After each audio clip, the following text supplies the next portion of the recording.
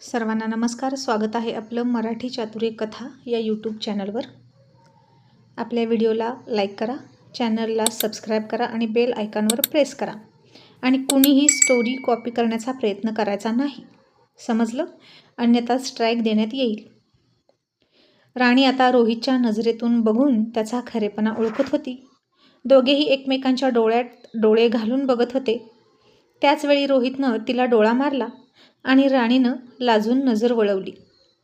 आणि रोहित म्हणाला, का गं, कळला का माझा खरेपणा? आणि राणी लगेच म्हणाली, असं नाही कळत. रोहित म्हणाला, मग आणखीन काय करायचं? राणी म्हणाली, थांबा. असं म्हणून तिनं त्याच्यासमोर 2 बोटं पकडली आणि म्हणाली, यातलं एक बोट निवडा. यातलं एक बोट असं सांगतं की तुम्ही तिला किस केला आणि दुसरं बोट असं सांगतं की तुम्ही तिला किस केला नाही. आणि रोहित म्हणाला, आई शपथ, आता तू असं व्हेरीफाय करशील का? राणी, असली कसली पद्धत तुझी? त्यापेक्षा तू माझ्या केबिनमध्ये चल आणि CCTV चेक कर. मला याच्यावर विश्वासच नाही. आणि राणी म्हणाली, पण मला आहे. तुम्हाला मला पटवून द्यायचं की नाही? तुम्ही खोटं बोलता की खरं? तर माझ्या पद्धतीनं चालायचं. आणि पकडा एक बोट. असं म्हणून तिनं पुन्हा 2 बोटं त्याच्यासमोर केली. आणि रोहितने आता ही काय मुसीबत म्हणून 1 2 1 2 1 2 करत करत डोळे झाकून एक बोट निवडलं. आणि हळूच एक डोळा उघडून तिच्याकडे बघितलं, तिचा एक्सप्रेशन बघायला. आणि म्हणाला, राणी, मी योग्य बोट पकडला ना गं, मी मेघनाला नाही किस केला. आणि राणीनं आता खूप खुश होत त्याच्या गळ्यात मिठीच मारली. आणि रोहितला वाटलं, अरे वा, मी योग्य बोट पकडलं. राणी खुश आहे, म्हणजे तिच्या मनासारखं झालं. आणि रोहितनंही तिला मिठी मारली. आणि इतक्या दिवसातून तिला अशी मिठी मारताना त्याला खूप छान वाटलं. पण राणीनं दुसऱ्या क्षणी त्याला ढकलून दिला आणि म्हणाली, खोटारडे आहात तुम्ही. अजिबात मला टच करू नका. तुम्ही तिचा किस घेतलाय असं मला हे बोट सांगतं. आणि रोहित म्हणाला, अगं ए बाई, अगं चुकतेस तू. का संशय घेतेस? मला घरात कुठे काय कमी आहे गं, म्हणून मी बाहेर असा करेन? सांग बरं. राणी म्हणाली, घरात कितीही चांगलं खायला केलं तरी बाहेर हॉटेलमध्ये खाऊ वाटतंच ना. त्यात तुम्ही राजकारणी माणसं अशीच असतात. त्यांना प्रेस्टीज म्हणून एकापेक्षा जास्त बायकांशी संबंध ठेवायला आवडतात. आणि रोहित म्हणाला, राणी, सगळेच राजकारणी सारखे नसतात आणि मी तसला अजिबात नाही. आणि तुला किती समजावून देऊ? आता काय माझी अग्निपरीक्षा घेशील का? ती म्हणाली, अग्निपरीक्षा नाही घेणार, पण माझ्यासमोर तुम्ही त्या मेघनाला तिची जागा दाखवून द्यायची. आणि रोहित म्हणाला, राणी, अगं हे कशासाठी? याची काहीतरी गरज आहे का? वैर वाढवू नकोस. आणि राणी म्हणाली, हे माझ्या समाधानासाठी. तुम्ही करणार आहात की नाही बोला. मी तुमची बायको आहे ना, मग माझ्या मनासारखं झालंच पाहिजे. आणि तुम्ही तिला खूप बोलायचं. आणि रोहित म्हणाला, अगं मी खूप बोलतोय तिला. आताही तिचाच फोन आला होता आणि मी खरंच तिची लायकीसुद्धा काढली. आणि राणी लगेच संशय घेत म्हणाली, काय हो, तिचा फोन काय येतो तुम्हाला? ती तुमची असिस्टंट आहे का? रोहित म्हणाला, येतो फोन, तर मी काय करू? आणि राणी म्हणाली, ठीक आहे, मग मीही मनोजला फोन करणार. जोपर्यंत तुम्ही मेघनाला टाळत नाही तोपर्यंत मी मनोजला टाळू शकत नाही. आता झोपा. असं म्हणून राणी झोपली, अंगावर ब्लँकेट घेऊन पुन्हा एकदा. आणि रोहितला पुन्हा टेन्शन आलं. आणि ही मुलगी टिट फॉर टॅट करत करत कुठे जाणार आहे कुणास ठाऊक, असं त्याला वाटलं. पण रोहितला राणीची काळजी वाटायला लागली. आणि रोहितनं बेडवर बुक्की मारली आणि म्हणाला, या मुलीला करायचंय तरी काय, काय माहीत. तशी राणी उठली आणि म्हणाली, रुबाब, मला तुमच्यावर रुबाब करायचा आहे. तुम्ही कसे माझ्यावर रुबाब करता तसा. आणि हे माझं स्वप्न आहे. कधीपासून मी स्वप्न बघते की मला तुमच्यावर रुबाब करायचा आहे. आणि रोहित म्हणाला, कर कर, माझ्यावर रुबाब कर, पण संशय घेऊ नको. आणि राणी म्हणाली, आता कसं वाटतं? मेल्याशिवाय स्वर्ग दिसत नाही म्हणतात ते खरं आहे की नाही? ज्याचं जळतं त्यालाच कळतं. आणि आता तुम्ही त्या दिवशी मला किती कपडे चेंज करायला लावले? तसे चेंज कपडे करायचे तुम्ही, की तुम्ही डोक्यावर पुस्तक घेऊन 10 चक्रा मारता घराभोवती? एका पायावर उभा राहता का, की डोक्यावर उभा राहता सकाळपर्यंत? तुम्हाला आवडेल ती शिक्षा घ्या सर, असं म्हणून राणीनं त्याच्यासमोर चॉईस ठेवले. आणि रोहित चक्रावला आणि म्हणाला, वा वा वा, काही चॉईस ठेवते, जसे काही खाण्याचे मेनू समोर ठेवलेत. आणि तो म्हणाला, बाप रे, आता मी हिला ज्या शिक्षा केल्या त्या सगळ्या शिक्षा ही मला करणार की काय? आणि राणी हसून म्हणाली, तुमच्या मनात जे आहे ना ते अगदी बरोबर आहे. आपल्या घरात मुलगा मुलगी असा भेदभाव केला जात नाही. चुकेल त्याला शिक्षा, असं तुम्हीच म्हणता ना? मग चला. आणि रोहित म्हणाला, राणी एकच ना? तू मला एकच शिक्षा करशील ना? राणी म्हणाली, हो. तुम्ही माझे पतिदेव आहात, त्यामुळे मी तुमच्याशी आदरानेच वागणार आहे आणि तुम्हाला एकच शिक्षा देणार आहे. तुम्ही कोणती तरी एकच शिक्षा घ्या, कारण मी तुमच्या इतकी कठोर नाही एकाच वेळी सगळ्या शिक्षा द्यायला. आणि रोहितनं पुन्हा डोक्यावर हात मारला आणि म्हणाला, घंटा माझा आदर करते, म्हणे मी तिचा पतिदेव आहे. अगं राणी, मी तुझा पतिदेव आहे तर तू माझ्या रोज पाया पडलं पाहिजे. शिक्षा काय करतेस आणि वर उपकार केल्यासारखं बोलतेस?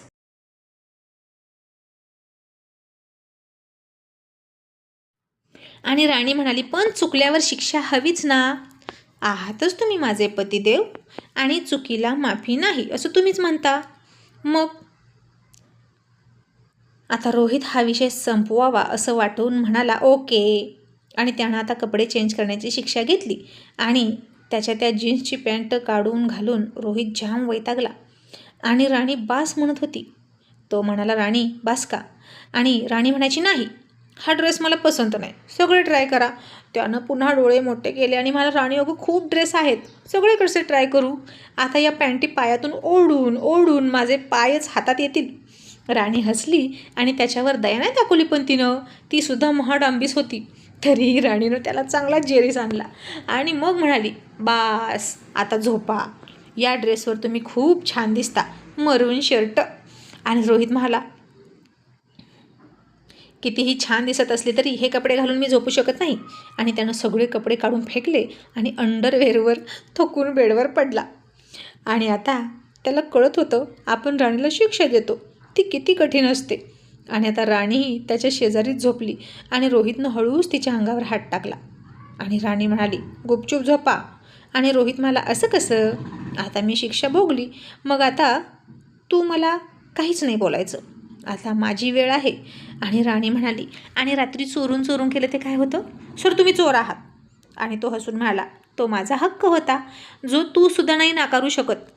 आणि आता तर काय, आज तोच हक्क मी तुझ्यावर किती पटीनं गाजवणार आहे याची तुलाही कल्पना नाही. असं म्हणून त्यानं राणीला खूप त्रास द्यायला सुरुवात केली. आणि राणी आऊच, सरबास प्लीज असं म्हणून ओरडायला लागली. पण आगाऊ रोहित कुमार अजिबात ऐकत नव्हता आणि त्यानं तिला खूप त्रास दिला, मुद्दाम जाणून बुजून. आणि त्यानं आता तिचे ओठ ओठात घेण्यासाठी त्याचं तोंड तिच्याकडे नेलं. तसं राणीनं दोघांच्या ओठांच्या मध्ये हात आडवा लावला आणि म्हणाली, नक्की ना? नक्की तुम्ही तिला किस केला नाही ना? आणि रोहितने झोपूनच तिला उचलली आणि तुझ्या आईच्या गावात असं म्हणून तिला अंगावर घेतली. आता तो खाली आणि ती वर अशी सिच्युएशन तयार झाली. आणि तिचे केस पकडून त्यानं तिला हलू न देता तिच्या तोंडामध्ये तोंड घातलं. खूप हार्ड किस करायला लागला. आणि आता मात्र राणीचं काही खरं नव्हतं. त्यानं तिला 17 ठिकाणी वाकवली, चुरगळली, मुरगळली, रफ अँड टफ रोमॅन्स केला. आणि दोघेही घामानं ओले चिंब झाले आणि मोठ्या मोठ्याने श्वास घेत धापा टाकत एकमेकांपासून बाजूला पडले. मग राणीनं हळूच तिचं कपाळ त्याच्या ओठांच्या जवळ नेलं आणि त्यानं तिच्या कपाळावर किस केला आणि तिला आणखीन मिठीत ओढली आणि झोपला. आता दुसऱ्या दिवशी नाश्त्याच्या वेळी डायनिंग टेबलवर राणीकडे बघून सगळे हसत होते, कारण तिच्या शरीरावर रोहितच्या प्रेमाचे निशाण अशा ठिकाणी होते जिथे ती कपडा टाकून लपवू सुद्धा शकत नव्हती. त्यामुळे आता तिनं सगळ्यांची मस्करी, चेष्टा, थट्टेच्या नजरा सुद्धा सहन केल्या. आणि रोशन हसत हसत म्हणाला, ए राहुल दादा, हे बघ काय बातमी आहे. खूप दिवसांच्या प्रतीक्षेनंतर मुसळधार पाऊस, खूप पडझड झाली, खूप नुकसान झालं.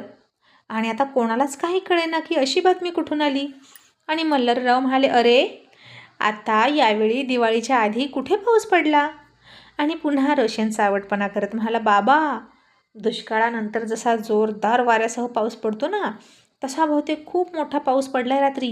रोहित दादाच्या बेडरूममध्ये विरहानंतर हीच ब्रेकिंग न्यूज आहे. आणि नुकसान किती झालं हे तर आपल्यासमोर दिसतंच की. तसे सगळे खूप खूप मोठ्यानं हसले. आणि राणी लाजून किचनमध्ये जाऊन लपली आणि मनातच म्हणाली, आगाऊ कुठले, इतकं सगळं केलं का? आणि मीही वेंदळी, नीट बघितलंच नाही. आणि स्वतः मात्र समोर येत नाहीत आणि मला सगळं फेस करायला लावतात. इतक्यात राणी इकडं ये अशी रोहीची हाक आली आणि पुन्हा रोशन सावटपणा करत म्हणाला, आता उरलासुरला रोमॅन्स पूर्ण करायचा असेल, रात्रीचा हँगओव्हर उतरायचा असेल भावी आमदारांना, जा वहिनी साहेब जा. आणि राणी पुन्हा सगळ्यांपासून चेहरा लपवून पळाली आणि म्हणाली, काय झालं, काय हो, बघा हे असं करतात का. रोहित मला कुठे काय. राणी म्हणाली, तुम्हाला दिसत नाही का हे किती डाग आहेत, तुम्ही माझ्या चेहऱ्यावर किती दाताचे निशाण सोडले. आणि राणी हाताने त्याला ओठ ओढून दाखवत होती, हे बघा असं म्हणून. आणि वेड्या रोहितने पुन्हा तिथेच राणीचा ओठ दातात पकडला आणि म्हणाला, आता दिसलं. आणि ती जखम त्यानं आणखीन चावून ताजी करून टाकली, लाल भडक. आणि ती म्हणाली, आगाऊ कुठले, काय काम होतं सांगा. रोहित म्हणाला, मी तुला सोडतो कॉलेजला आणि माझी अंडरवेअर सापडत नाही, पटकन दे ना. आणि मग तिनं त्याचे कपडे कपाटातून दिले आणि रोहित म्हणाला, काय गं, सगळे एकाच कलरच्या कशा आहेत गं अंडरवेअर, तूच शॉपिंग केलीस ना, मग तुला कळत नाही का वेगळ्या वेगळ्या रंगाच्या अंडरवेअर आणाव्या. आणि राणी म्हणाली, त्याला काय होतंय. आणि रोहित म्हणाला, असं कसं, कोणाला दिसलं तर काय म्हणतील की याला एकच अंडरवेअर आहे. आणि राणीनं कमरेवर हात दिला आणि म्हणाली, कोणाला दिसेल तुमची अंडरवेअर मी सोडून, सांगा कोणाला दिसेल की आता ऑफिसमध्ये तोही प्रोग्राम करतायत अंडरवेअर दाखवण्याचा. आणि अरे देवा, रोहित म्हणाला, राणी तू ना फार विचित्र आहेस असं म्हणून बाथरूममध्ये गेला. आणि राणी पाठीमागे त्याच्या ब्लँकेटची घडी घालत म्हणाली, हो, जिच्या नवरा हँडसम असतो ना तिला असं डोळ्यात तेल घालून त्याचं रक्षण करावं लागतं, नाहीतर भटक भावाना टापलेले आहेतच. कॉफी पिते काय माझ्या नवऱ्यासोबत, आता तुला दाखवते गंमत. असं म्हणून राणीनं झाडू घेऊन बेडरूम झटकायला सुरुवात केली आणि याच झाडूनं मेघनाचा समाचार घ्यावा असं तिला वाटायचं. मग रोहितही पटकन आला, नाश्ता केला आणि त्याला फोन आला आणि त्याचं शेड्यूल बदललं असं टिंकूनं सांगितलं. आणि रोहित राणीला म्हणाला, सॉरी ना, तू तुझ्या गाडीनं जा, मला जरा दुसरीकडे जावं लागतंय. आणि राणी हाताची घडी घातली आणि गाल फुगवले आणि रोहितनं तिला पाठीमागून मिठी मारली आणि खूप लाडात म्हणाला, सॉरी. आणि राणी म्हणाली, इट्स ओके, बायको आहे मी, घेऊ शकते समजून, प्रेस नाही तुमची असं तुम्हीच म्हणाला, त्यामुळे बायको लॉंग टाईमसाठी असते, आज नाही झालं तर उद्या नक्की आपला प्लॅन सक्सेस होईल. आता तुम्ही जा, मीही जाते. आणि त्यानं तिच्या गालावर ओठ टेकवले आणि म्हणाला, शहाणी आमची राणी. आणि तिच्याही आधी तो निघून गेला. मग राणी कॉलेजला गेली आणि मेघनाला तर खूप आनंद झाला होता. राणी आत्महत्या करते की घर सोडून जाते असंच तिला वाटलं होतं. दोघांची खूप भांडणं झाली असतील नक्कीच. आणि अल्लडपणात राणी सरळ सांगते, सगळं सांगते असं तिला माहीत होतं. मग राणी पुन्हा गाडीतून उतरली. त्याचवेळी मेघनाची स्कूटीसुद्धा लगेच तिच्या पाठीमागं आली. आणि रात्री राणीच्या चेहऱ्यावरचे, गालावरचे, ओठांवरचे दाताचे निशाण बघितले आणि मेघनाला फार फार राग आला. आता जरी राणी काहीच बोलली नाही, ती गुपचूप क्लासमध्ये गेली. मेघनासुद्धा गुपचूप क्लासमध्ये गेली. मग मधल्या ब्रेकमध्ये सगळ्यांनी काच फलकामध्ये बघितलं की स्पर्धा सुरू झाल्या आहेत विद्यापीठाच्या. म्हणजे अजून टाईम होता, पण नोटिफिकेशन 1-1.5 महिना आधीच देतात. मग वादविवाद स्पर्धा, अशा प्रकारच्या स्पर्धा दरवर्षीप्रमाणे अरेंज केल्या होत्या. आणि इथे प्रत्येक वर्षातून म्हणजेच फर्स्ट इयर, सेकंड इयर आणि थर्ड इयरमधून 2-2 कॅन्डिडेट पाठवायचे होते या स्पर्धेसाठी. आणि ज्यांना या स्पर्धेत भाग घ्यायचा आहे त्यांनी कोणत्या प्राध्यापकांशी संपर्क साधायचा आहे हेही लिहिलं होतं. आणि आता राणीला तर काय, वादविवाद म्हटलं की आनंद व्हायचा आणि याच्यामध्ये भाग घ्यायचा आणि कोणत्याही मुद्द्यावर स्पर्धा होती हेही बघितलं. आणि राणीनं लगेच तिच्यासाठी पार्टनर शोधायला सुरुवात केली. नेमका मनोज कॉलेजला आला नव्हता आज, नाहीतर ती मनोजलाच विचारणार होती, कारण त्याच्याशिवाय दुसरं कोणी हुशार नव्हतं. तो लॉजिकमध्ये हुशार होता आणि राणी बोलण्यात हुशार होती, त्यामुळे ही जोडी छान जमणार होती. आणि काही अनइंटरेस्टेड मुलींनी त्या नोटीसकडे स्पष्टपणे दुर्लक्ष केलं, बघितलंच नाही. आणि जे कोणी इंटरेस्टेड होते त्यांनीसुद्धा आपली जोडी बनवून ठेवली. पण आता या सगळ्यांमधून जे बेस्ट असतील त्यांनाच पुढे घेऊन जाणार होते दापोलीला, कारण तिथं अंतिम स्पर्धा होणार होती. आणि कॉलेज संपल्यानंतर मात्र राणी स्कूटीपाशी मेघनाची वाट बघत बसली. आणि मेघना तिकडून आलीच. आणि राणीनं मेघनाच्या स्कूटीची हँडलची मूठ खूप रागात पकडली होती. आणि मेघना तिच्याकडे बघून म्हणाली, हे काय, मोठ्या मोठ्या गाड्यांमध्ये फिरणारी तू आता स्कूटीकडे कशी वळली, आता तुला भिकेचे डोहाळे लागले असं समजायचं का राणी. आणि राणी म्हणाली, मॅडम, मिळालेल्या पैशाची, इज्जतीची, प्रतिष्ठेची ज्याला कदर नसते ना, आणि जे सुख आलेलं असतं चालून त्याला माणूस लाथाडतो किंवा ते सुख ओरबाडून मिळालेलं असतं तेव्हा भिकेचे डोहाळे लागण्याची शक्यता असते. पण माझ्या बाबतीत मात्र असं काहीच नाही.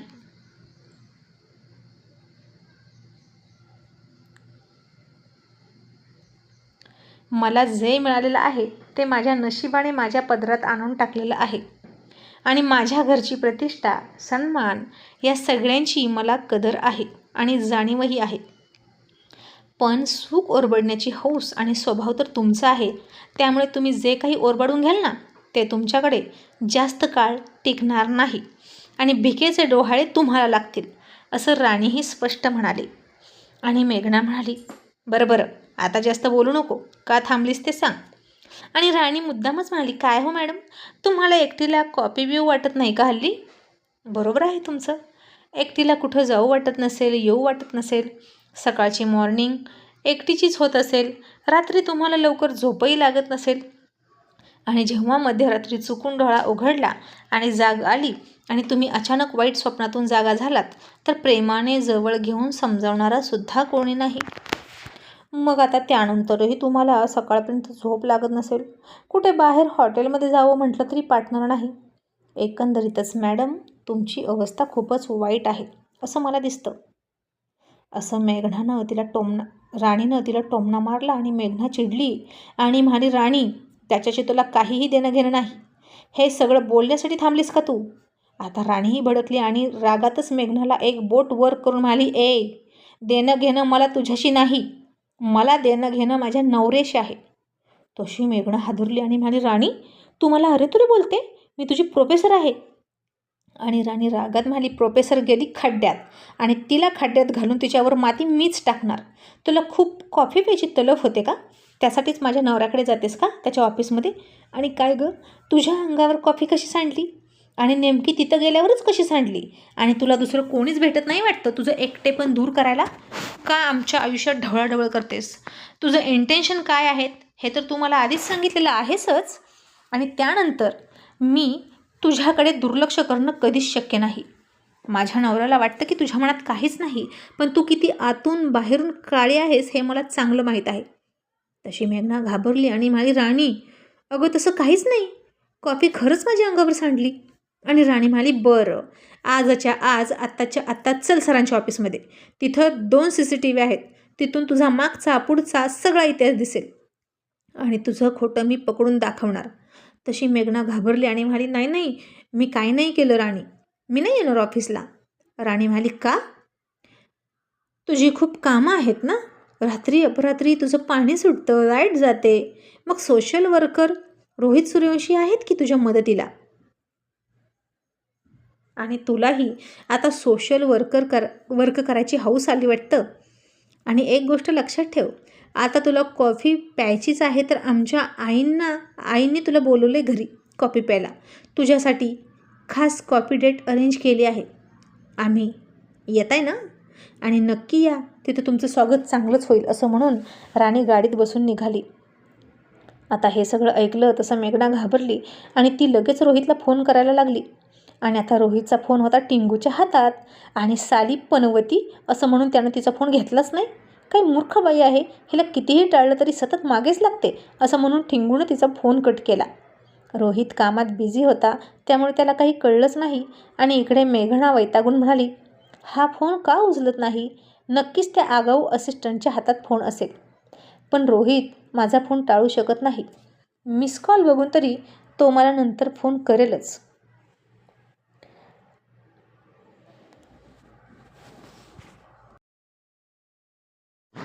मग आता राणीनं पाठीमागं बघितलं आणि तिला मेघनाच्या चेहऱ्यावरची अस्वस्थता जाणवली आणि ती फोन ट्राय करते याचा अर्थ रोहितलाच फोन ट्राय करते हे तिनं ओळखलं. राणीनं केलेल्या अपमानामुळे मेघना मात्र प्रचंड चिडली होती आणि आता छोटे मोठे नाही तर शेवटचा डाव खेळायचा आणि राणीला रोहितपासून तोडायची असं तिनं ठरवलं. आणि आज मात्र रोहितनं ठरवलं होतं की राणीला आपण लंच सरप्राईज द्यायचं, म्हणून तो पटपट भेटीगाठी उरकत होता आणि वेळ वाचवत होता. आणि तिला फोन वगैरे काहीच नाही करायचा, डायरेक्ट उचलायची, अशा हिशोबानं त्यानं काम सुरू केलं होतं. आणि मेघनानं संग्रामला फोन करून सांगितलं. आणि रोहितची बदनामी करता येत असेल तर करा. केबिनमध्ये त्यानं तिचा हात पकडला हे स्वतः मेघनानं संग्रामला सांगितलं. आणि आता इकडे संग्रामनं तयारी केलेलीच होती. एक माणूस पाठवला होता रोहीच्या ऑफिसवर. तो तिकडं गेला आणि त्याच्यासोबत दुसरा माणूसही गेला होता. बातमी कव्हर करण्यासाठी दोघे गेले आणि रोहितला त्याच्या अंडर नसलेलं आणि शिवाय इल्लीगल असलेलं काम सांगितलं आणि म्हणाला, साहेब एवढं काम करा. आणि रोहित म्हणाला, हे होणार नाही. तो माणूस म्हणाला, अहो मी तुम्हाला पैसे द्यायला तयार आहे. आणि तरीही रोहित म्हणाला, हे होणारच नाही. आणि तो मुद्दाम माणूस रोहितची खोड काढत म्हणाला, का होणार नाही? घरात बायको असताना तुम्ही इथे दुसऱ्या बाईसोबत चाळे करू शकता, तर माझं काम का होत नाही? आणि आता रोहित खूप भडकला आणि त्यानं त्या माणसाच्या कॉलरला पकडून थोबाड दिली आणि त्याला केबिनच्या बाहेरच ढकलत मारत आणला. आणि दुसऱ्या माणसानं मोबाईल काढून फोटो काढायला सुरुवात केली. आणि इकडे घरी जानकी म्हणाली, आता दसरा येईल, घटस्थापना 2 दिवसांवर आली आहे राणी, तयारीला लागा. आणि राणी म्हणाली, हो आई, आणि यावर्षीचा दसरा दिवाळी आपल्यासाठी खूप आनंदाचा असणार आहे, कारण आपल्या घरी छोटं बेबी आलं आहे. मग आता राणी त्या बेबीसोबत खूप खेळायची, त्याची खूप काळजी घ्यायची, सगळं शिकून घ्यायची. तास दीड तास तरी त्याच्याकडे रोज बसायची आणि आपल्याला कधी बाळ होईल अशी स्वप्न बघायची. इतक्यात तिचा फोन वाजत होता बेडरूममध्ये. सोनं म्हणाली, ताई तुमचा फोन वाजतोय. राणी पळत पळत गेली आणि फोन घेतला. आणि मनोज म्हणाला, राणी टी व्ही तरी ऑन कर, तू बातमी बघितली की नाही? राणी म्हणाली, नाही रे, आमच्यात कोणी जास्त टी व्ही पाहत नाही. न्यूज वाचायचे असतील तर पेपरमध्ये वाचतात. मनोज म्हणाला, अगं ब्रेकिंग न्यूज आहे, ऑफिसमध्ये काहीतरी राडा झाला म्हणे झेडपीच्या आणि सरांवर टीका होत आहे. आणि राणी म्हणाली, काय? आणि तिने आता मोबाईलमध्येच बातम्या लावल्या आणि मनोजला म्हणाली, मनोज मी तुला नंतर कॉल करते. आणि ती बातमी जानकी मल्हारराव बघायला लागले तर बातमी अशी होती, रोहित सूर्यवंशींची अरेरावी, सामान्य नागरिकांशी बदतमीजीची भाषा आणि केली मारहाण, पद मिळालं आणि जनतेकडे फिरवली पाठ.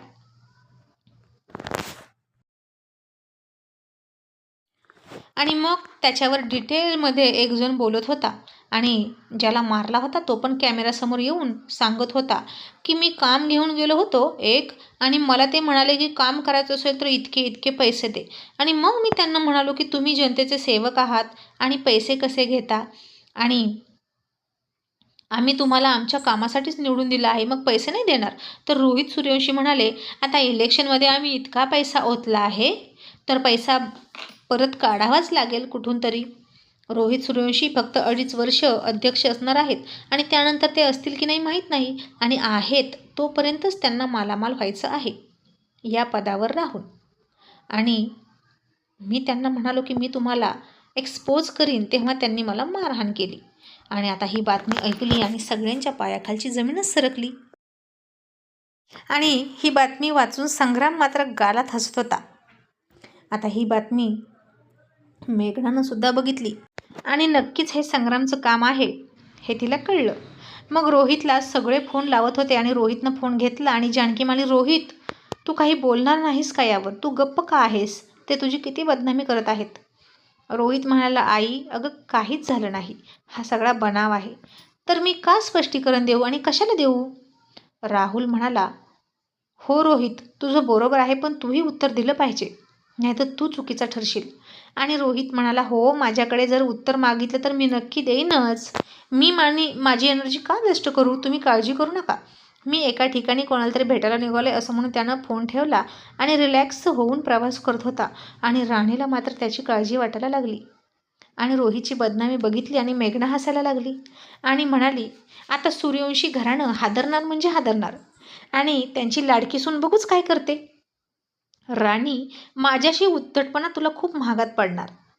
आणि आता रोहितही इकडं रिलॅक्स होऊन बसला होता गाडीमध्ये आणि तोही पक्का राजकारणी होता आणि त्याच्यावर जास्त फरक पडत नव्हता या बातमीचा. कोणत्या बातमीचं टेन्शन घ्यायचं आणि कोणत्या नाही हे त्याला चांगलं कळत होतं. आणि तरीही रोहित विचार करत होताच की त्या माणसाच्या बोलण्याचा, मी मेघनाचा हात पकडला हे त्या व्यक्तीला कसं माहीत? मेघना सांगणं शक्य नाहीच. मग हे सगळं राणीनं सांगितलं का? कारण हे फक्त मला, मेघनाला आणि राणीलाच माहीत आहे. असा विचार रोहित करायला लागला आणि घरी जाऊन राणीला जाब विचारायचा असं त्यानं ठरवलं.